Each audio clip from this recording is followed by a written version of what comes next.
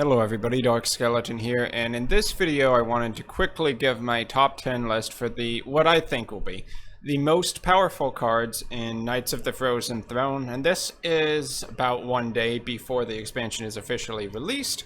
So let's just go ahead and get into it. So at number 10, RNA Chain Gang. I seriously think this is one of the more passed over cards at the moment. It's not incredibly exciting by looking at it. You can see that a few people have theory crafted putting it into Paladin and Shaman decks, though it could also be played in something like a Warrior deck.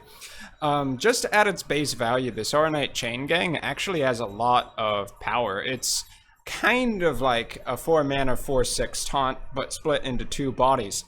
But there's two components that make this card really powerful. One is hand buffing, which you could see in something like Paladin or Warrior, where every stat you add on to this minion is going to be passed on to the clone when you actually play the minion from your hands. So in that way, it's a lot like Doppelgangster, having one more health and also having taunt, which is sometimes going to be better for you if you're trying to survive. But having one less mana does also matter. So you could probably put both in the same deck, but if you give this +2/+2 with something like that Gadget Sand buff card that Warriors have, then this becomes a 4-mana, let's see, kind of like a 8/10 taunt, but split into 2/4/5s, and that would be really, really good. And that's actually pretty realistic if you're going to be building that kind of deck. Beyond that, you can also use cards like Spirit Echo with Shaman, and you put 2 of these into your hand, so then you can make 4 Saronite Chain Gangs on the field later on. Kind of just duplicating those cards. You could also do the same thing with Blood Warriors.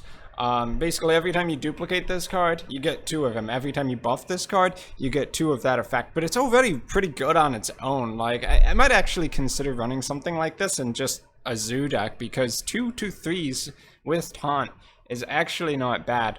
Obviously, you can also evolve it to get 2 5-drops, which is good. So yeah, there are some decks, mostly hand buffing and evolved decks, that are going to do really well with this card, but just on its own, it's a really good arena pickup and possibly decent for other classes. Maybe not, just because there's so many cards in the meta right now. But yeah, a really strong card. So next up is Doomerang. This is a 1-mana rogue spell, and I think it's that fact that it is 1 mana which makes this really good. So you throw your minion at a weapon, it deals its damage, then returns to your hand. Any effects that you have on your weapon, like poisonous or lifesteal, are going to be affected with that throw, because it's the weapon dealing damage. So you can heal with it, you can insta-kill a minion with it if you have like a poisoned daggers. Or you can do something a little bit more powerful, like play it on an Assassin's Blade and then be able to re-equip your Assassin's Blade. Kind of like you play it on the 4th charge of your Assassin's Blade, so you get immunity for that turn as you hit a minion with that Assassin's Blade. And then you get to draw an Assassin's Blade for 1 mana, and that seems insane. Also pretty good with Shadowblade, which is the next card we're about to talk about. But given the fact that it's a solid removal card for 1 mana, it's really good. It's also going to have potential with Gadget Sand Auctioneer, which of course rogues love to use. Any 1 mana spell in Rogue particular is a dangerous concept. So I think this card's going to see play, and I think it's going to be really good. And if they add any really good rogue weapons in the future, that's going to make this card even better. The only thing holding it back is that the rogue weapons are kind of iffy, even with this expansion. But yeah, look out for that card. So next up, Shadowblade. And I did just say that the rogue weapons are kind of iffy. I think this will be a good card in the set. I guess what I really mean with iffy rogue weapons is that there's none like a Gorehowl, which are really late game and just immense in the amount of value you can get out of them. But in terms of a tempo board control rogue weapon, which may be all you ever see in Rogue, because that's kind of their archetype, Shadowblade is pretty good. So it's 3 mana, 3/2 weapon. Battlecry, your hero is immune this turn, so you could compare it a lot to Eaglehorn Bow from Hunters. So you don't have the potential for getting extra charges with that bow, which maybe happens 50% of the time if you have enough secrets in your deck. But you don't take any damage on that initial hit, which is really important for two reasons. One, you can kind of chain that effect over and over with Doomerang and have more survivability as a rogue without having to play the lifesteal giving card. But also just the 3-2 weapon is not bad. But a 3-2 weapon that you can use to basically deal 3 damage like a Frostbolt, and then also have a 3 attack charge for the following turn is really good. I think that compares favorably against something like Frostbolt, perhaps a little bit more powerful than that. Yeah, delayed over 2 turns, but it should be really strong because we know that cards like Frostbolt or Eaglehorn Boil are just staples in the game, so this could easily be like that for Rogue. That said, kind of limited in how much power you can milk out of the Doomerang. It's good, but it's not crazy. So, yeah, maybe they will never give Rogue a crazy weapon just because of Doomerang. But yeah, Shadowblade should be really good and played in quite a few Rogue decks, I think. Next up, Ice Fishing. So, originally I put, what's it called? Like the Soul Furnace card that draws 2 weapons from Warrior into this slot. But actually, I think that Ice Fishing is quite a bit better. Because the problem with the Soul Forge card that Warriors have is that having to put extra weapons in your deck is sometimes not exactly what you want to do. Yeah, a lot of Warrior decks will be playing 4 weapons right now, 2 Blood Razors and 2 Fiery War Axes. But then there's a good chance you draw 2 of those before you even draw the Soul of Forge or Forge of Souls.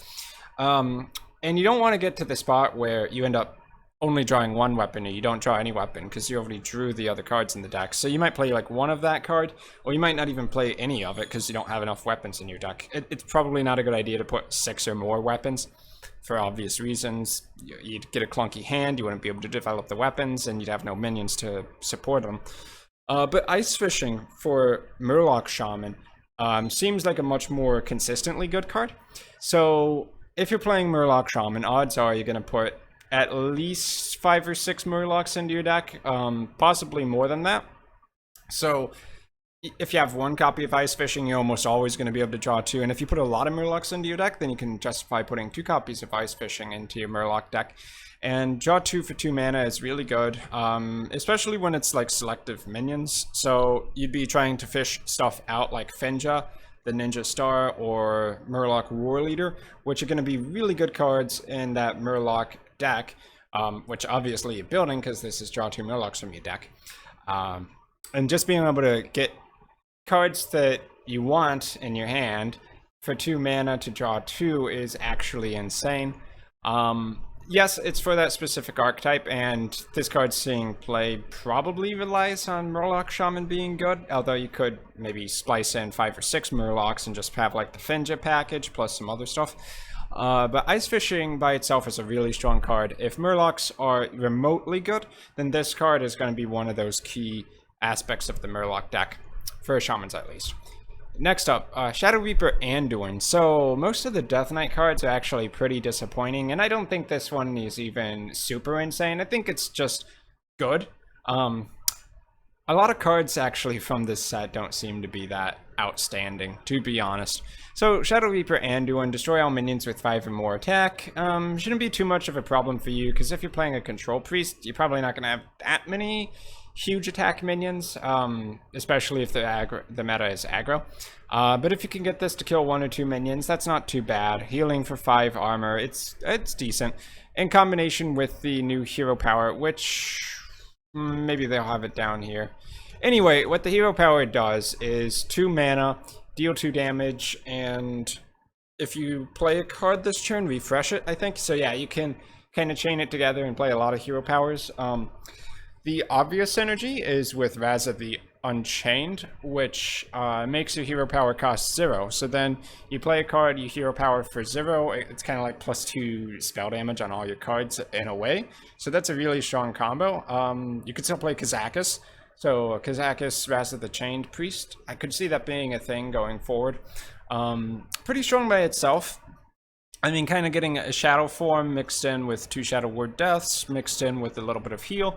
It's good value, and it should see some play. Also, note that it's 8 mana, so regardless of what hand cost-affecting cards you have in your deck, you'll be able to hero power on your turn 10 when you play this. So that's actually significant, because a lot of the heroes have 9 or 10 mana, and you won't be able to hero power with them the second they come out.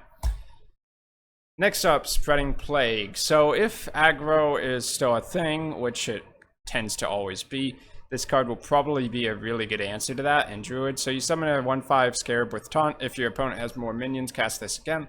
So imagine that you're like a defensive Druid going up against a token Druid. They got to like turn 4 or 5, so they have 3 or 4 minions on the board. Maybe you innovate into this kind of out of desperation, and you put up like 420 worth of taunt stats on the board, and it's just very hard for them to get through. So yeah, it sets up walls. Might be a little less good against Pirate Warrior, because Pirate Warrior is a little bit more about the weapon and less about having tons of minions on the field. But even if you can just get 2 or yeah, like 3 would be really good, 2 would be decent enough, and 4 would be absolutely ridiculous. So if you're looking for a card to survive to the later game, this will be really good. Only minor downside is that the Scarabs only have 1 attack, but maybe you can follow it up with like a swipe to finish clearing off their token boards. Should be pretty good. Lilian Voss. So this is a card I think a lot of people are kind of not too excited about, but I think I see some potential on it. So 4 mana, 4/5, Battlecry, replace spells in your hand with random spells from your opponent's class. Kind of the idea here in my mind is that you get to the point in the game, it's kind of in the later game, probably not on turn 4, but you have some of those cards that aren't necessarily going to be as useful going into turn 8 or 10 or something like that. And maybe you've even grabbed some random cards from your opponent's class which are absolutely terrible, like for instance Shatter. And you've used up all the useful spells in your hand, so you kind of RNG them into higher costing or better spells. It's not going to be an insanely powerful effect, but if you play it in the right moment, it could kind of give you like a 4 mana, 5/6 of value. In the sense of like 4 mana, 4/5, swap your cards with better ones, I think is a way of looking at it. Anyway, I mean, it's already got okay stats, and the effect is pretty powerful, so I think in the right situation, it's going to be really good. You could also play it in a Miracle deck after you've already Gadget Sand to draw half your deck, and you don't need cards like Counterfeit Coin anymore. Then you can swap those out for real spells. So yeah, looking forward to seeing that be pretty decent. Bolvar Fireblood, actually one of the more insane cards in this set, and initially you look at it and think it's not very strong, but one thing you may not have noticed is that the Divine Shield on this card also triggers Bolvar Fireblood's other special effect, which is to gain 2 attack after it loses Divine Shield.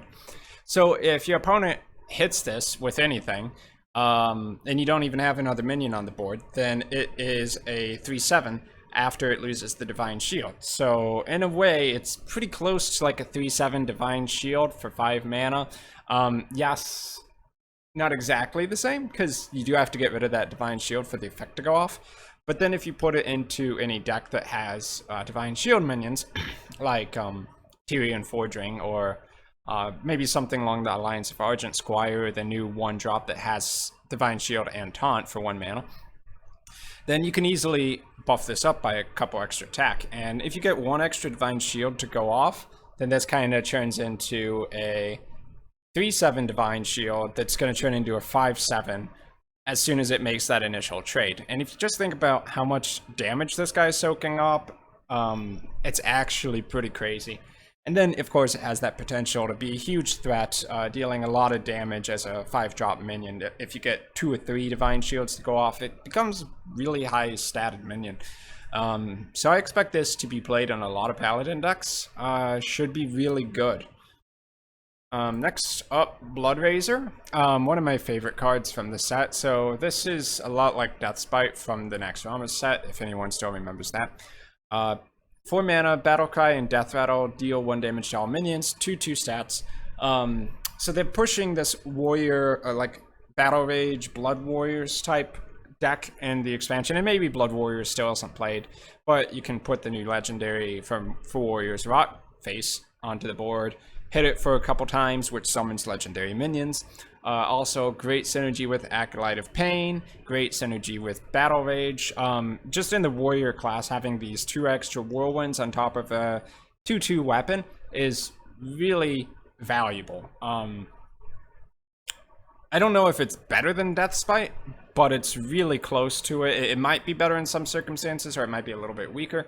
I think Trump was comparing it to kind of having 2 swipes, because you hit a minion with this, you play it and you hit a minion, and then it's 3 damage to that minion and 1 damage to all other minions. And then next turn you hit a minion, and then it's just 3 to that minion and 1 to all the other minions.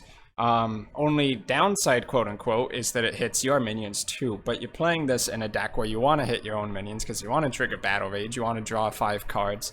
It's going to be very insane, and because I love that archetype, I'm probably going to put this in the majority of the warrior decks I tried build. So yeah, really crazy card.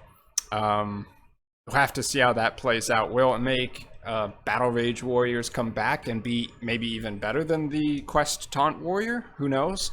But it's looking pretty good for that. And then last, of course, is the Lich King. Kind of in my mind, I don't know exactly what Blizzard was thinking, releasing a card like this, because you could compare it to cards like Ragnaros the Firelord, which eventually had to be pushed to Wild only, because it was in the Classic set and just way too strong and got put into every deck that would consider putting in an 8 mana minion. 8/8 Taunt that generates Death Knight cards has been compared a lot to Ysera, but better, because it's 8 mana, and Death Knight cards, well, I don't know, are they stronger than Ysera cards? They're really close. Also, there are a couple cards like the Drakari Enchanter, which can let you get 2 of these Death Knight cards. You probably don't play Drakari Enchanter because it's a 3 mana 1/5. But the Lich King is really strong on its own. Great if you get it off of Barnes. Also great if you get it off of Yasiraj. Probably just straight up replaces Ysera in most circumstances. I think the only exception would be if you're building a dragon deck and you want an extra dragon. As you can see, used in 10.74% of all decks, and that's basically solely Theorycraft decks. So a lot of people are Theorycrafting with this deck, with this card rather. It could be overhyped, but I don't think so. It's going to make Black Knight a lot more popular because it's a taunt minion, and it's an 8/8 taunt minion that you absolutely want to destroy. A lot of control decks will be running it, so if you just kind of plan on Black Knight hitting an 8/8, that's pretty good and allows you to kind of continue your tempo plays if you're doing something like, I don't know, Tempo Mage, Battle Rage Warrior or something. But yeah, the Death Knight cards by themselves are pretty insane. I don't know if they're kind of lower here. Yeah, you can see them right there. If you haven't looked at them, the only downside to them is that some of the cards are not necessarily what you want in every matchup. Like, remove the top 5 cards of your deck and summon any minions removed is probably not what you want if you're trying to fatigue your opponent, which is worth mentioning. Also, if you do end up having to play those Death Knight cards, you might fatigue yourself. But at the same time, usually if you play those cards, just kind of pushing for the win usually wins. It's not like fatigue is really as strong of a strategy as it used to be. I mean, it might change now with a new set coming out, but who knows. And then there's also cards like Steal Minion, and from your deck, your opponent's deck, and add it to your hand. Sometimes that's not actually that strong, so it might just end up being a dead card in your hand. Like, what if your opponent's deck consists of cards like Fire or Flame Elemental, which is like a 1/2, and you're just trying to stabilize? That's not going to do anything for you. Then there are other cards that are just generically good. Death and Decay, 3 damage to all enemies for 3 mana. Crazy. Frostmourne, 5/3 weapon that summons minions killed by the weapon. Once again, insane. Obliterate, probably not good in control versus aggro matchups, but I mean, maybe it's worth kind of trading the health to kill a minion for 2 mana. If it's something like a Vicious Fledgling or Tar Creeper that's in the way, could be okay. Anyway, that's the top 10 cards for this set. Overall, I think the set is pretty weak. A couple honorable mentions here. Snowfury Giant for Shamans. Overload Shaman might not be a thing right now, but if it ever is, Snowfury Giant's going to be really good in that deck. It's an 11 mana 8/8, cost 1 less for each Overload that happened to you this game. So if you play a couple Earth Elementals, you can get it out for, like, what's that? 5 mana? 6 mana? Yeah, 5. So, and you have the potential to make it cost 0 mana, which, you know, Tempo Overload deck, I could totally see that. Rotface, kind of is going to require some playtesting to really see if it's good in practice, but in theory, it sounds really strong for something like a Blood Razor Warrior deck where you hit it a couple times for 1 damage, and hitting it summons random legendaries. Good for you. Blackguard, this is a 6 mana 3/9 for Paladins, kind of completely untalked about for the most part. Whenever you heal your hero, it deals that amount of healing to a random enemy minion, and it's a 6 mana 3/9, so like if you Holy Light your face or something like that, or more realistically Forbidden Healing your face, and that heals you for 6, it deals 6 to a random enemy minion, which is really good. So in a Control Paladin deck, that is actually a very powerful card. Might make Paladin healing cards like even better. Well, okay, they weren't really that strong before, but it's definitely a worthy consideration in Control Paladin. Skelemancer, it's a 5 mana 2/2 Death Rattle, summon a 8/8, but only if it's on your opponent's turn. So if you give that Taunt, or if you play it into a Doomsayer, you can get an 8/8. Regardless of how you get that out, that's already really good for 5 mana. And if your opponent has to trade into it because it has Taunt, then it's a 5 mana 10/10. Seems ridiculous.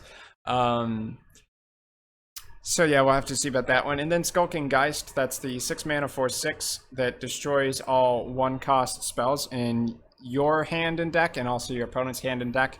Not exactly a powerful card by itself, it's a tech card.